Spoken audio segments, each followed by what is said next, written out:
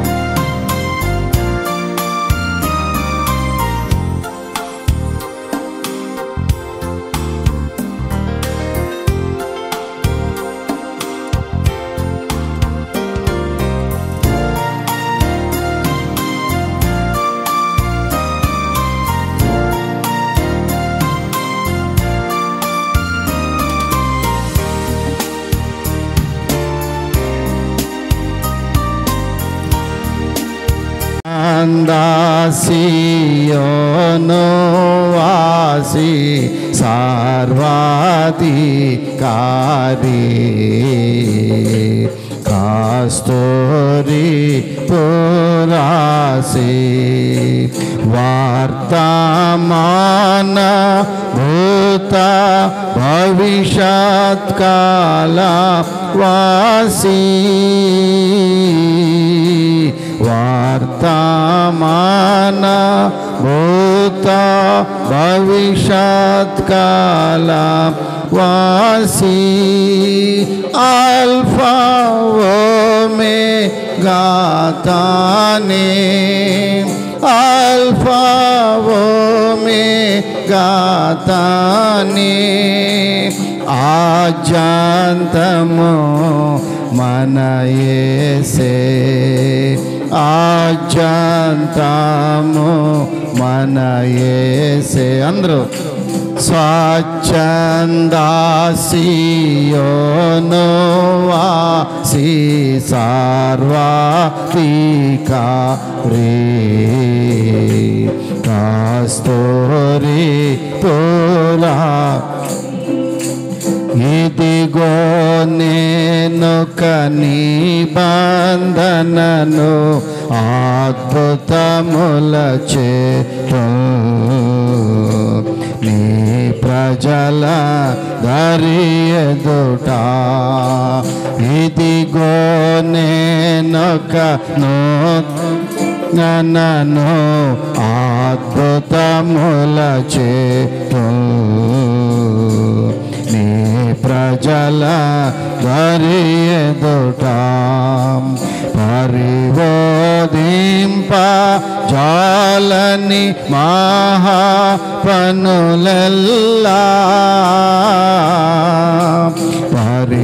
పరిశోధింప జాలని మహాపనులెల్లా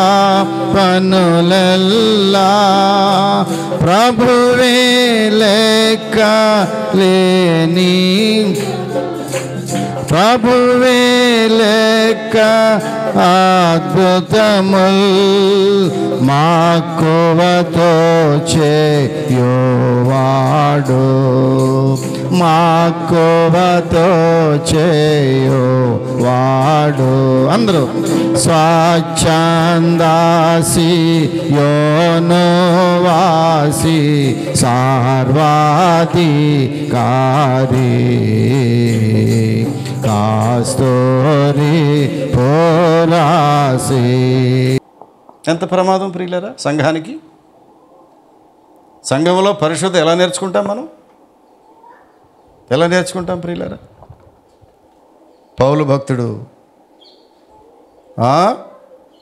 ఈ తిమోతికి రాస్తున్నాడు. తిమోతి చనిపోవలయా, తిమోతి నిన్ను నీవు చంపేసుకో అనగా నీలో ఉన్నటువంటి జారత్వము, నీలో ఉన్నటువంటి అపవిత్రత, నీలో ఉన్న కామాతురత, నీలో ఉన్న దురాశ, నీలో ఉన్న ధనాపేక్ష చంపేయాలయా. అది చంపకపోతే పనికిరావు సహోదరుడా. నీవు ఎప్పుడైనా అలాంటి ప్రార్థన చేసావా? ప్రభువా, నా శరీర ఇచ్ఛలను చంపేయి, ఇది చంపకపోతే ఎదురు తిరుగుతుంది. కొంతమంది శరీరం ఎదురు తిరుగుద్ది, ఆత్మ సిద్ధమే కానీ శరీరము ఎదురు తిరుగుద్ది. బలహీనం కాదు, ఎదురు తిరుగుద్ది. నీ ప్రార్థనలో నీ శరీరం ఎదురు తిరుగుద్ది. నువ్వు మోకరించి ప్రార్థన చేసినప్పుడు శరీరం మాట విందో, నీవు సిలువ దగ్గరికి వెళుతున్నప్పుడు నీ శరీరం మాట విందో, నీవు సిలువను చూడాలని ఆశ ఉంటుంది కానీ నీ శరీరము సిలువను చూడనివ్వదు. చాలామంది అక్కడే ఫెయిల్ అయిపోతున్నారు దేవుని సేవలో, పరిచర్యలో, విశ్వాస యాత్రలో. ప్రియులారా, కనుక ఇక్కడ పౌలు గారు మాట్లాడుతూ అంటున్నాడు, ప్రియులారా, మన శరీర సంబంధమైనటువంటి ఈ పాపములు మనల్ని ఏలుబడి చేసినంత కాలము నేరుగా మనం నరకానికి వెళ్ళిపోతాం. అనుకోబాకండి మేము పరలోకంకి వెళ్తామని. నేరుగా నరకంలోకే. తిమోతితో రాస్తున్నాడు, తిమోతి, వీటిని నీవు చంపకపోతే నీవు సేవకుడు అయినా విశ్వాసమైనా ఎక్కడికి వెళ్తావు? నీవు నరకమునికి వెళ్ళిపోతావు. జాగ్రత్త. అక్కడ ఎక్సెప్షన్స్ ఏ ఉండవు, పర్లేదులే అనేది ఉండదు. దేవుని సన్నిధిలో పర్లేదులే అనేది ఉండదు. నువ్వు పర్వాలేదులే, నువ్వంటే నాకు ప్రేమ, నువ్వు పాపైన రామ్మని అన్నాడు. ముందు క్షమించాలి. ఆయన క్షమించేటటువంటి స్థితి మనలో కలగాలి. అప్పుడు క్షమాపణ పొందితే మాత్రమే పరలోక రాజ్యానికి నువ్వు వారసులు అవుతావు. ఈ సత్యాన్ని నిర్మోహమాటంగా తిమోతి గారితో పౌలు గారు మాట్లాడుతూ ఉన్నాడు. ప్రియులారా, అందుకే ఏమన్నాడు చూసారా? మనము క్రీస్తు ప్రభు అన్నాడు, మనము క్రీస్తుతో కూడా చనిపోయిన ఎడలా. అందుకే క్రీస్తు చనిపోవాల్సి వచ్చింది. అసలు క్రీస్తు మరణం ఎందుకు పొందాల్సి వచ్చింది? ఆయన మరణిస్తే తప్ప అందులో నుంచి ఆశీర్వాదాలు జల్లు ప్రపంచానికి అందలేదు. గోధుమ గింజ మరణించినట్లుగా క్రీస్తు ఒకరోజు మనందరి కొరకు మరణించటం వల్ల అందులో నుంచి గొప్ప రక్షణ బయటకు వచ్చింది. చప్పట్లు కొట్టాలి ఇప్పుడు అందరం. అందుకే క్రీస్తు మరణించాల్సి వచ్చింది. ఒక వ్యక్తి మరణించవలసిన అవసరం ఎందుకు వచ్చిందంటే, మనందరము ఆశ్రయించబడాలంటే ఆ వ్యక్తి మరణించాల్సి వచ్చింది. అందుకే సిలువలో ఆయన మరణం పొందాడు. ప్రియులారా, ఆయన మరణం ఎంత విలువైంది? యేసు మరణం ఎంత విలువైంది? ఆ మరణం ఎంత విలువైందంటే ఈ 40 దినాలు యేసు మరణాన్ని మనం జ్ఞాపకం చేసుకుంటున్నాం. ఎంత పరిశుద్ధమైన దినాలు ప్రియులారా ఇవి. కొంతమందికి ఆ గ్రహింపు ఉందా ఇవి పరిశుద్ధమైన దినాలని? 365 రోజులు ఎట్లాంటివో ఇవి ఎట్లాంటివి అనుకుంటున్నావా? కాదు, ఇవి పరిశుద్ధమైన దినాలు, అనగా ఉపవాస దినాలు ఇవి ప్రియులారా. అందరూ ఒక పూటే భోజనం చేసే పరమ పవిత్రమైనటువంటి దినాలు ఇవి. పాటిస్తున్నావా నీవు? ఆచారం కాదు కానీ ఇదొక వ్రత దినముల్లాగా మనం పాటించాలి. ఇస్మాయిల్ అయ్య గారని మాకు పెద్ద అయ్య గారు ఉండేవాడు కూచిపూడిలో. ఆయన సహవాసంలో మా అమ్మగారు, అప్పుడు మా నాన్నగారు వీళ్ళంతా వెళ్ళిన, మా అత్తగారు ముఖ్యంగా, మా అత్త మామూలు అక్కడే వెళ్ళేవాడు. మా అత్తగారు మారుమనసు పొందింది ఇస్మాయిల్ గారి దగ్గరే. అక్కడ వ్రత దినములు ఉండేవి ప్రియులు. 40 దినాలు వ్రత దినములు అంటారు. మన వాళ్ళ సహవాసానికి వెళ్తే వాళ్ళు చెప్తున్నారు, అన్న నిన్నటితో వ్రత దినాలు అయిపోయినాయి మాయి. వ్రతం అంటే ఏదో హిందూ పదాలు అనుకునేవారు మీరు. వ్రత దినములను ప్రకటించుడి అంటాడు బైబిల్లో. ఉపవాసములను పాటించుడి, వ్రత దినములను ప్రకటించుడి. ఇవి వ్రత దినాలమ్మా. ఎంత పరిశుద్ధమైన దినాలు. కొంతమందికి మందిరానికి రమ్మంటే బాధ. కోర్స్ అలాంటి వాళ్ళం మేమేం పెద్దగా లెక్క చేయం. నువ్వు మాట వింటే వస్తావు, లేత లేదు. మళ్ళీ చెప్తున్నాను, once again I'm telling you the truth. మేము అడగటం తథ్యం, రమ్మని అడుగుతాం. నువ్వు ఇష్టమైతే వస్తావు, లేత లేదు. ఇవి ప్రత్యేకమైన దినంలో రెండని చెప్తున్నాం మేము. ఎందుకని వ్రత దినములో. నేను చెప్తూ ఉంటే ఈజీగా ఉందా మీకు? వ్రత దినములు ఇవి. ఏం దినాలు? ప్రత్యేకమైన దినములు, పరిశుద్ధమైన దినములు ఇవి.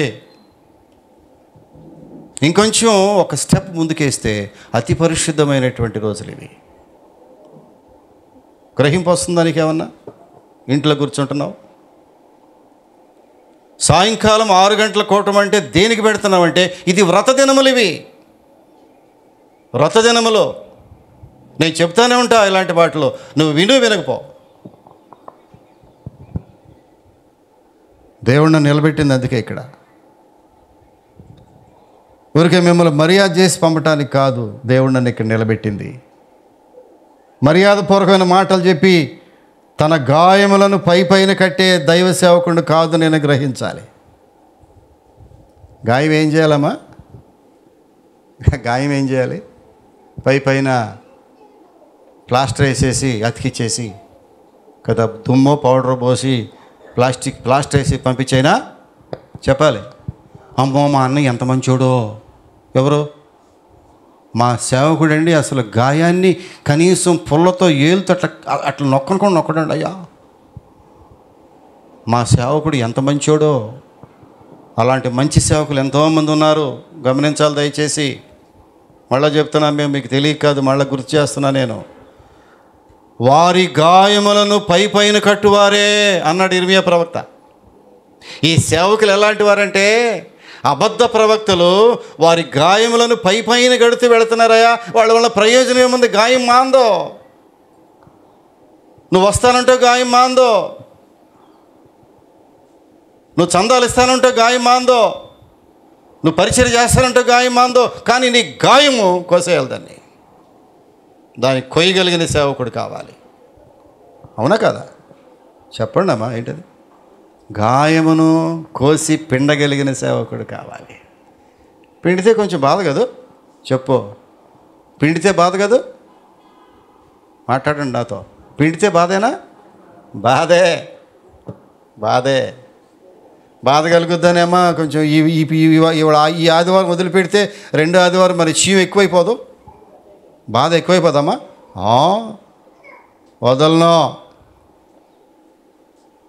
వదలను ప్రియులారు. నేను వదిలితే దేవుని సేవ చేయలేను నేను. తిమోతి గారికి ఎంత కరెక్ట్గా రాశాడమ్మా పౌలు గారు. తిమోతి, నువ్వు యవనస్తుడవు, స్టేజ్ ఎక్కావు, మైక్ పట్టుకుని బోధ చేస్తున్నావు, జాగ్రత్త. ఎన్ని చెప్పాడో. మీరు ఇంటికి వెళ్ళి తిమోతి పత్రికలు 2 చదవండి. పౌలు గారు తిమోతికి రాసిన మొదటి పత్రిక, రెండవ పత్రిక. ఎంతమ్మా పత్రికలు? ఎంత పత్రికలు అయ్యి? చిన్నవి. ఏబాయ్ ఐజాక్ ఎప్పుడైనా చూసావు పత్రికలు? తిమోతి పత్రిక చిన్నవి, చదవండి దయచేసి. సూటిగా చెప్పాడు, నువ్వు చనిపోవాలయా తిమోతి, నువ్వు చనిపోతే నీవు ఫలిస్తావు అని. ప్రియులారా, ఎన్ని విషయాలు చెప్పుకొచ్చాడో చెప్పలేం. రోమీయులకు రాసిన పత్రికలు అంటాడు. దయచేసి వెళ్తారా? రోమీయులకు రాసిన పత్రిక 6వ అధ్యాయము. రోమీయులకు రాసిన పత్రిక 6వ అధ్యాయము 8, 9 వచనాలు జ్ఞాపకం చేసుకుంటే, చనిపోయిన వాడు 8, మనము క్రీస్తుతో కూడా చనిపోయిన ఎడలా. చనిపోవటం అంటే ఏంటి? ఊరికే ఊరేసుకునో ఏదైనా వేసుకుని చనిపోవటం కాదు. క్రీస్తుతో కూడా చనిపోవాలి. క్రీస్తు మరణించినట్టుగా మనము కూడా క్రీస్తుతో కూడా మరణించినట్లయితే, మృతులలో నుండి లేచిన క్రీస్తు ఇకను చనిపోడనియు, మరణమునకిక ఆయన మీద ప్రభుత్వం లేదని ఎరిగి ఆయనతో కూడా జీవించుదుమని నమ్ముచున్నాము. ఇది ఈరోజు వాక్య సారాంశం. మనము క్రీస్తుతో చనిపోయిన ఎడల ఆయనతో కూడా జీవిస్తామని నమ్మాలి. క్రీస్తు మరణించి అలా ఉన్నాడా? తిరిగి ఆయన లేచాడు ప్రియులారా. మనము క్రీస్తుతో చనిపోయిన ఎడల మనం ఆయనతో కూడా తిరిగి లేస్తాం. ఇక ఎన్నటికీ క్రీస్తుతో కూడా బ్రతికితే ఎన్నడూ మరణించము. ఎందుకంటే క్రీస్తు మరి ఎన్నడూ మరణించడు. యుగయుగములు సజీవుడై ఉన్నాను. ఇదిగో యుగయుగములు సజీవుడై ఉన్నాను. గత వారం చెప్పామే, మీరు మృతుల్లో వెతుకుతున్నారే, సజీవుడైన వారిని మృతుల్లో వెతుకుతున్నారే. సమాధులు వెతుకుతావా దేవుణ్ణి? యేసుప్రభు సమాధిలో ఉన్నాడా? కొంతమంది సమాధులకు తెల్ల రంగోడు పూసి ఆ సమాధుల మీద ఏదేదో చేసి. ప్రియులరా, యేసు ప్రభు సమాధిలో ఉన్న దేవుడు కాదు, ఆయన తిరిగి లేచిన దేవుడు. ఆయన పునరుద్ధాన శక్తితో తిరిగి లేచి ఆరోహణమై తండ్రి కుడి పార్శ్వమున ఆసీనుడు అవటానికి పరలోకానికి వెళ్ళినటువంటి దేవుడు. ఆయన రేపు మళ్ళీ వస్తున్నాడు, భూమి మీదకి వస్తున్నాడు. ప్రియుల, ఈ సత్యాన్ని పక్కన పెట్టి ఏదో బోధలు చేస్తే అర్థం కాదు మనుషులకి. మనము చనిపోయి క్రీస్తుతో తిరిగి లేవాలి. ఎందుకని? మనము క్రీస్తు కూడా చనిపోతే ఆయనతో కూడా జీవిస్తామని నమ్ముచున్నాము. అందుకే అన్నాడు తిమోతి, నీవు మొట్టమొదటిగా చావాలయ్యా. అని ఏమంటాడంటే ప్రియులరా, ఆయన ఏమన్నాడు తెలిసినా, ఒకవేళ క్రీస్తుతో పాటు మనము కూడా మరణించామని గ్రహిస్తే, ప్రభువా నేను నీతో పాటు మరణించానయ్యా, మరణించిన వాడు ఇంకేమైనా పనులు చేయగలడమ్మా? ఇదిగో ఈ చేతితో నేను ఏం చేయగలను ప్రభువా, నేను నీతో మరణించానే, ఈ చేతులతో ఇక చెడు పనులు చేయలేను. నీతో పాటు కలిసి మరణించానే, ఈ కాళ్ళతో ఇన్నాళ్ళు చేసినటువంటి ఆ పాప పనులు చేయలేనిక నేను ఈ కాళ్ళతో. నేను నీతో పాటు మరణించానే, ఈ కళ్ళతో నేను నా ఇష్టానుసారమైనటువంటి కార్యక్రమాలు చూడలేను.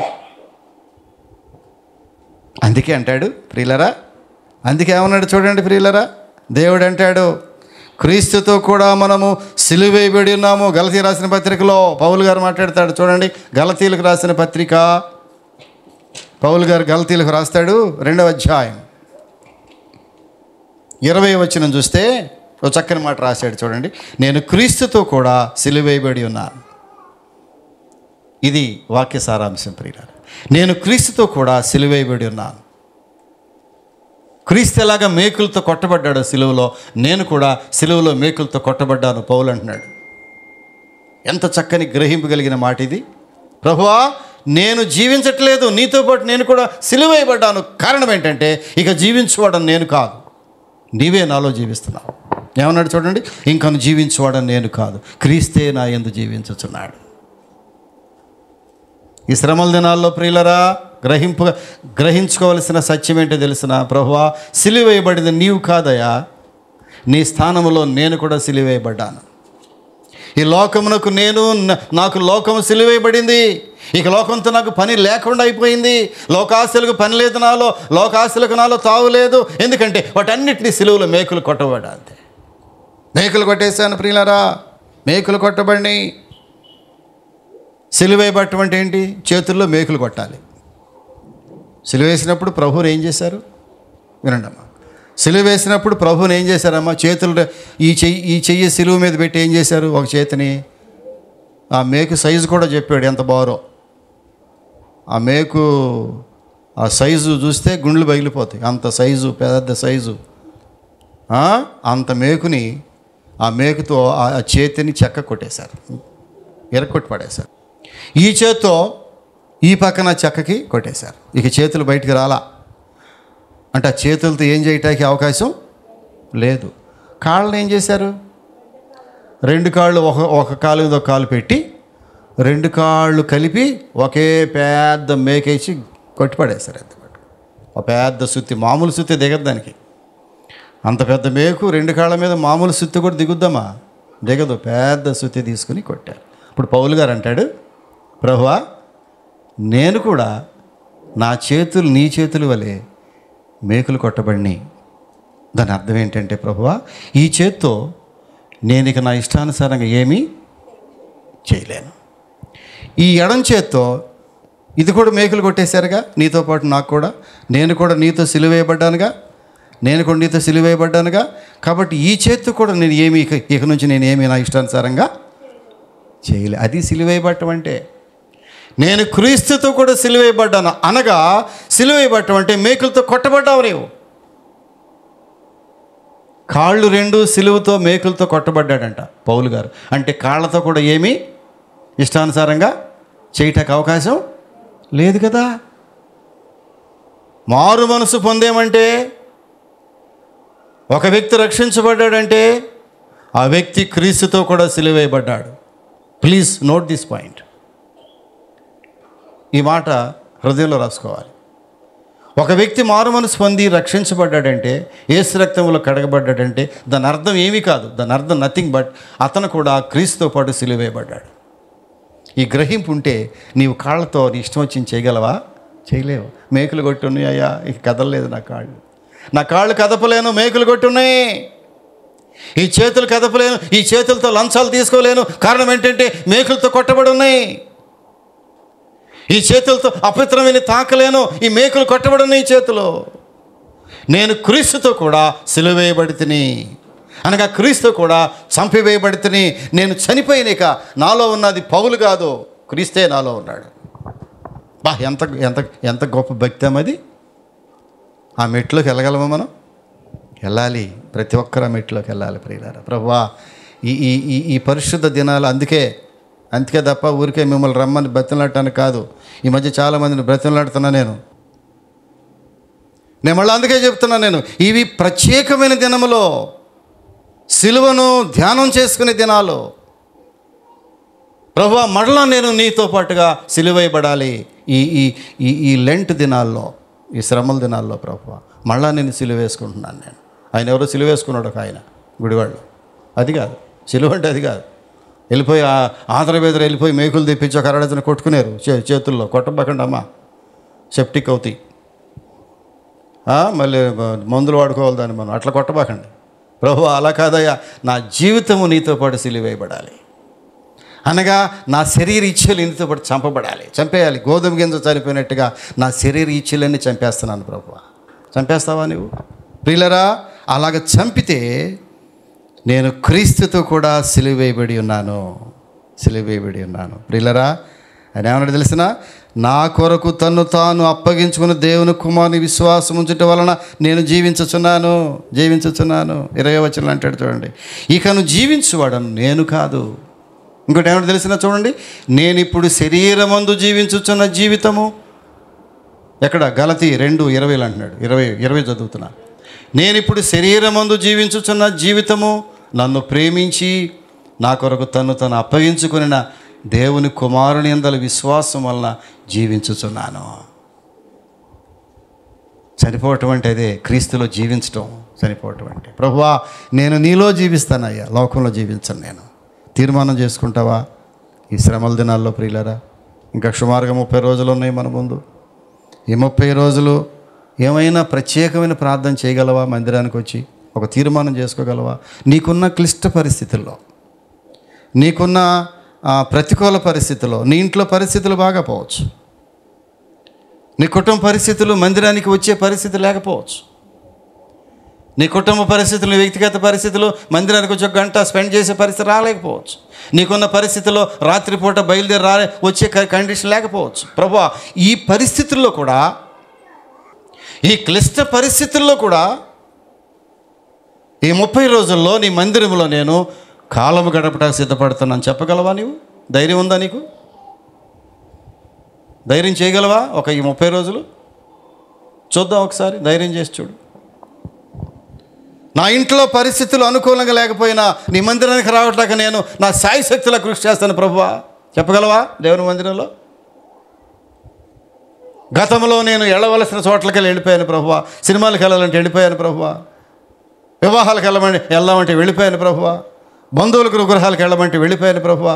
ఈ రోజున నీ మందిరానికి ఇండివిజువల్గా అనగా వ్యక్తిగత ఒక నిర్ణయం తీసుకుని నీ మందిరానికి రాలేని బలహీనత ఉన్నావా? మళ్ళొకసారి టెస్ట్ చేసుకో, రాగలవో లేదో. ఈ 30 రోజులు ప్రభువా ప్రత్యేకమైన దినాలు. నన్ను నేను మరొక్కసారి సిలువకు అప్పగించుకునే దినాలు, సిలువను ధ్యానం చేసుకునే ప్రత్యేకమైన దినాలు. ప్రియులరా, ఈ ప్రత్యేకమైన దినముల్లో సిలువ వేయబడినటువంటి అనుభవం నీకు ఉన్నట్లయితే నీవు తిరిగి బ్రతుకుతావు. నీవు బ్రతకటమే కాదు, అనేక మంది నీవు బ్రతికిస్తావు. ప్రియుల, మనం బ్రతకాలి, అనేక మందిని బ్రతికించాలి. మనం బ్రతకాలంటే మొట్టమొదటిగా చచ్చిపోవాలి. చనిపోవటం అంటే క్రీస్తుతో కూడా సిలువేయబడాలి. క్రీస్తు సిలువేయబడటం అంటే ఆయనతో కూడా బ్రతకాలి. ఆయనతో బ్రతకటం అంటే యుగయుగములు మరణానికి సంబంధం లేకుండా నీవు జీవిస్తూనే ఉంటావు. నీకు మరణం లేదు, అసలు మనుష్యుడికి మరణం లేదు. నువ్వు ఒక్కసారి చనిపోయి పాతిపెట్టబడితే తిరిగి లేస్తే మరి మరణం నీకు లేదో. యుగయుగములు నేను క్రీస్తుతో కూడా ఉంటానంట. యుగయుగములు క్రీస్తు జీవిస్తావు నీవు. ప్రియులరా, ఇక్కడ చూసినట్లయితే 1839 సంవత్సరంలో, ఎప్పుడా 1839 సంవత్సరంలో అంటే ఎన్ని సంవత్సరాలు అయింది? 100 నోట ఎంత ఉంటుందమ్మా? 1839 సంవత్సరం అంటే సుమారుగా 200 సంవత్సరాలు అయి ఉంటుందా? అప్పుడు జాన్ విలియమ్స్ అని ఒక పెద్ద భక్తుడు, వినాలి, జాన్ విలియమ్స్, అతని స్నేహితులు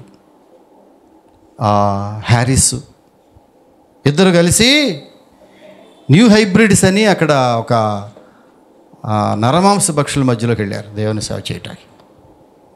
ప్రభువా, మా ప్రాణము లెక్క చేయకుండా వెళ్ళిపోతాం, నీ కొరకు మరణించినా చాలు. మేము వెళితే అక్కడ మనుషులు వాళ్ళిద్దరిని కొట్టి చంపేశారు, దైవ సేవకుల్ని.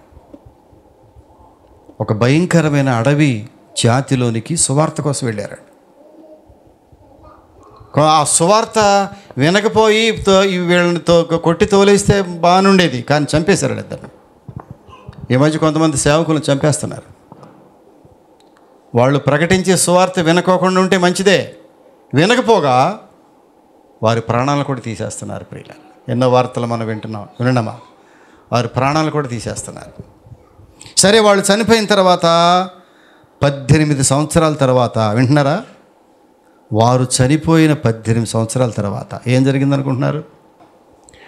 వారు చనిపోయిన 18 సంవత్సరాల తర్వాత జిఎస్ గార్డన్ అతను అతని భార్య ఇద్దరు కలిపి, భార్య భర్త ఇద్దరు కలిపి, సేవకులు ఇద్దరు, పాస్టర్ గారు. అమ్మ, 18 ఏళ్ల క్రితం దైవజనులు ఇద్దరిని చంపేశారు వాళ్ళు. అక్కడికి మనం వెళుతున్నాం, ఇప్పుడు ఏమంటావు అన్నాడు. గుండె బయలిపోయింది నాకు. ఏంటో అయ్యగారు, నువ్వు సేవ చేయమంటే నీతో వచ్చాను, కానీ నిట్ట నిలువున 2 మనుషులను చంపేస్తే ఆ ప్రాంతానికి మనం వెళ్దామంటావు ఏంటయ్యా? లేదమ్మా, ప్రార్థన చేయి, దేవుడు నడిపిస్తే వెళ్దాం మనం. పాస్టర్ గారు ప్రార్థన చేసి ఒకరోజు బయలుదేరమన్నది. అయ్యా, బయలుదేరని వెళ్ళిపోదాం. నిజమేనా? ఎస్, దేవుడు వెళ్ళమన్నాడు నన్ను. ఎక్కడికి? నరమాంస భక్షుల్లోకి వెళ్దామా? ఎస్, వెళ్ళిపోదాం పద.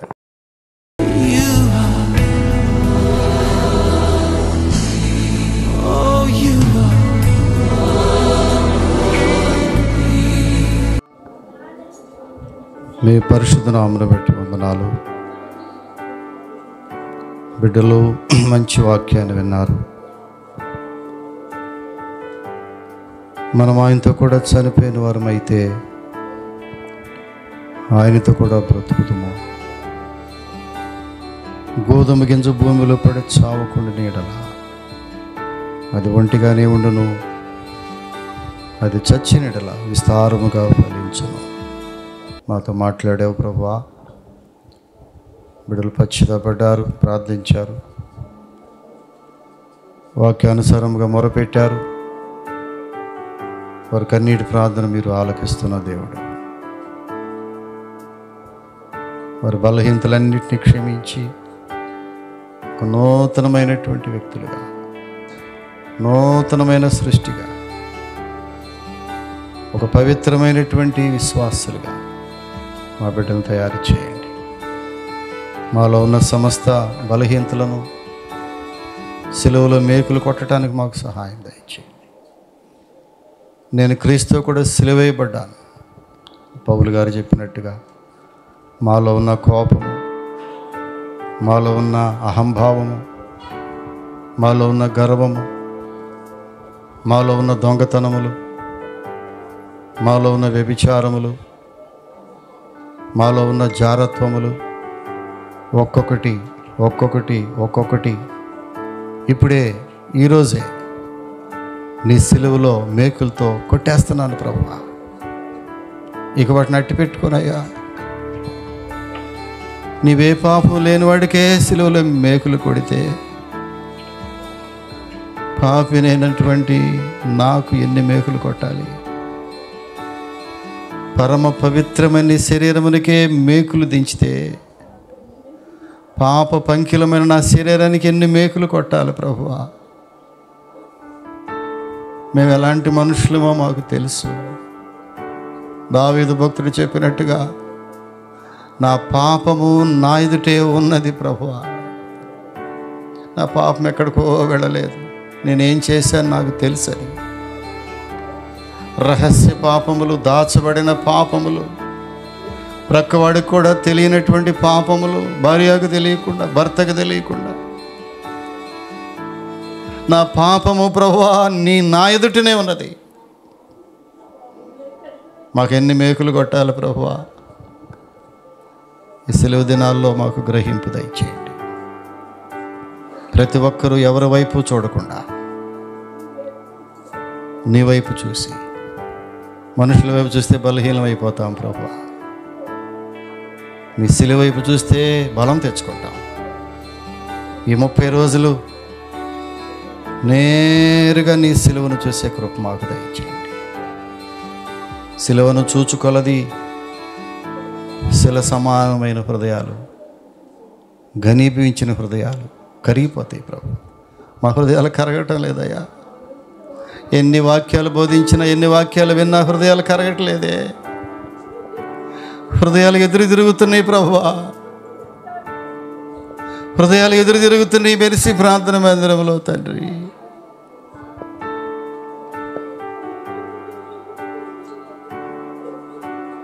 హృదయాలు నలగొట్టండి ప్రభువా.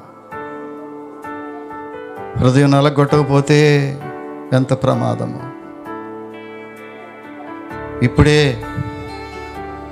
నీ రక్తము చేత హృదయాలు నలగొట్టండి. ఒక్కొక్కడు నలగొట్టబడండి. ప్రతి విధమైనటువంటి వ్యతిరేకతలను చంపేయండి ప్రభువా. నూతనమైన సృష్టిగా చేయండి. ఒక క్రొత్త మనిషిగా వారి ఇంటికి తిరిగి వెళ్ళాలి. సహాయం దయచేయమని యేసు నామమున అడుగుచున్నాము తండ్రి. ఆమేన్.